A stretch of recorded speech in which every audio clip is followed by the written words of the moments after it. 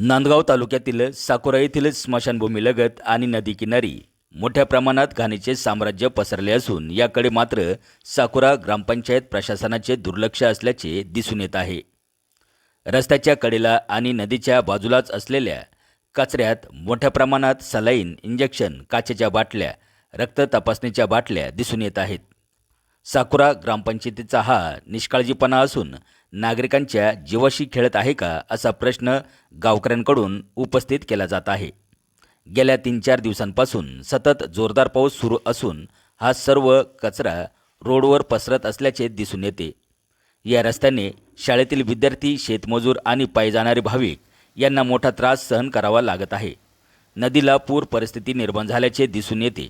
जर पाऊस सतत चालू राहिला तर नदीला पूर येण्याची शक्यता असल्याने या पुरात हा सर्व कचरा वाहून गेला तर संपूर्ण नदीपात्रात सलाईन, इंजेक्शन, काचेच्या बाटल्या वाहून जातील। खाली बाळनाथ महाराज मंदिर असून या ठिकाणी बाळगोंदाई माता मंदिर देखील आहे।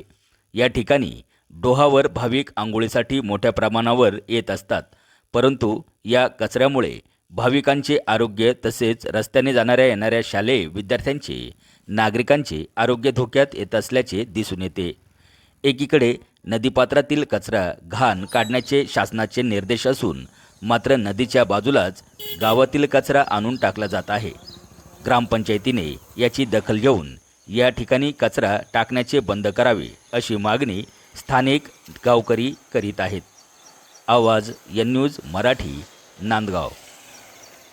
ग्रामपंचायतवाले इथं येऊन सनी हे कचरा टाकता, हे सरे कचरा नदीमध्ये वाहून जाणार। पूर आल्यानंतर हा रोडवरती येतो आणि नदीमध्ये वाहून गेल्यानंतर बाळनाथ महाराजच्या ठिकाणी आंघोळ करणारे बरेचसे लोक येतात आणि लोक आल्यानंतर त्यांना ते त्रास होणार।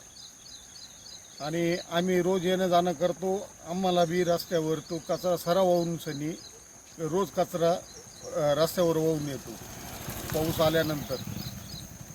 तर याची दक्षता ग्रामपंचायतीने घ्यावा।